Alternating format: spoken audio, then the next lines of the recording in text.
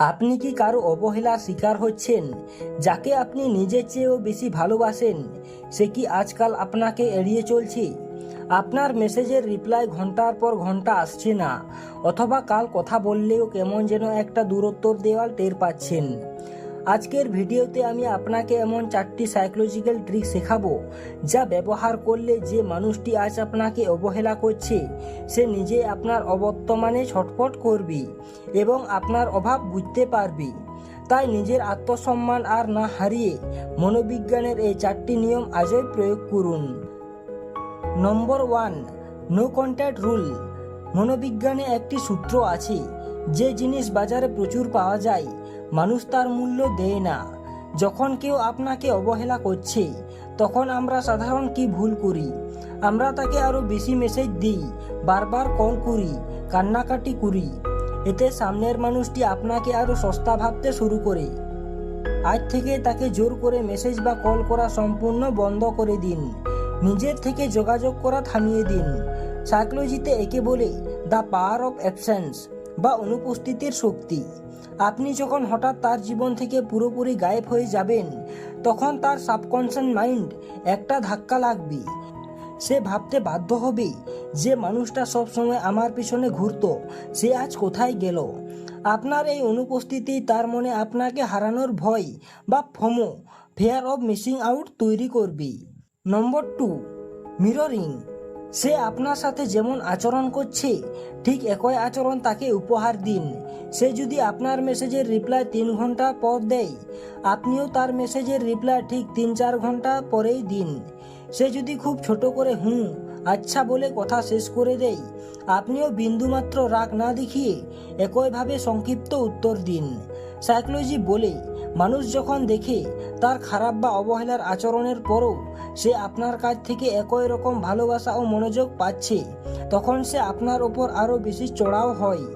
কিন্তু আপনি যখন আয়নার মতো তার আচরণ তাকেই ফিরিয়ে দেবেন তখন সে নিজের ভুল বুঝতে পারবে এবং আপনার মনোযোগ ফিরে পাওয়ার জন্য ছটফট করবে। নম্বর 3, দ্য সেলফ ইনভেস্টমেন্ট। কারো অবহেলা পেয়ে ঘরে বসে কান্না করা বা স্যাড স্ট্যাটাস দেওয়া আজই বন্ধ করুন। এর বদলে একই সময়টা নিজের কেরিয়ার, পড়াশোনা, ফিটনেস বা লুক পরিবর্তন করার পিছনে দিন। আপনার সোশ্যাল মিডিয়ায় এমন ছবি বা আপডেট দিন যেখানে আপনাকে দারুণ খুশি এবং আত্মবিশ্বাসী দেখাচ্ছে। যখন সে দেখবে যে তাকে ছাড়াও আপনার জীবন চমৎকারভাবে চলছে এবং আপনি আগের চেয়েও অনেক বেশি সফল ও আকর্ষণীয় হয়ে উঠেছেন তখন তার মনে তীব্র অনুতাপ বা রিগ্রেট তৈরি হবে। সাইকোলজি বলে মানুষ সবসময় সফল এবং হাসি খুশি মানুষের প্রতি আকর্ষণ বোধ করে। আপনার এই পজিটিভ পরিবর্তন তাকে আবার আপনার প্রেমে পড়তে বাধ্য করবে। নম্বর 4, ইমোশনালি ইন্ডিপেন্ডেন্ট হওয়া। সামনের মানুষটি খুব ভালো করে জানে যে আপনার সুখ দুঃখ, আপনার হাসি কান্না পুরোপুরি তার উপর নির্ভর করে, আর এই সুযোগে সে আপনাকে অবহেলা করার সাহস পায়। আপনাকে এই মানসিক ফাঁদ থেকে বের হতে হবে। তাকে এটা বুঝিয়ে দিন যে সে আপনার জীবনের একটা অংশ মাত্র, পুরো জীবন নয়। আপনার বন্ধুদের সাথে আড্ডা দিন, পরিবারের সাথে সময় কাটান, নতুন কোনো শখ পূরণ করুন।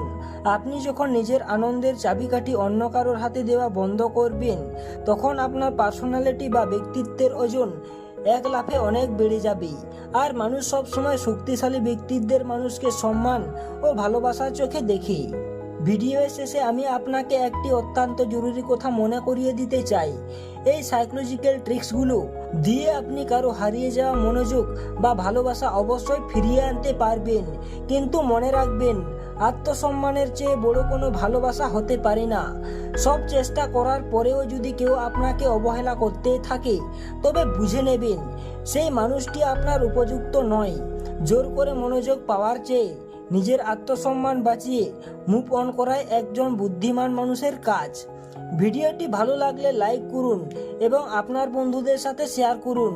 এই 4টি উপায়ের মধ্যে কোনটি আপনার সবচেয়ে কার্যকর মনে হলো তা কমেন্ট করে জানান।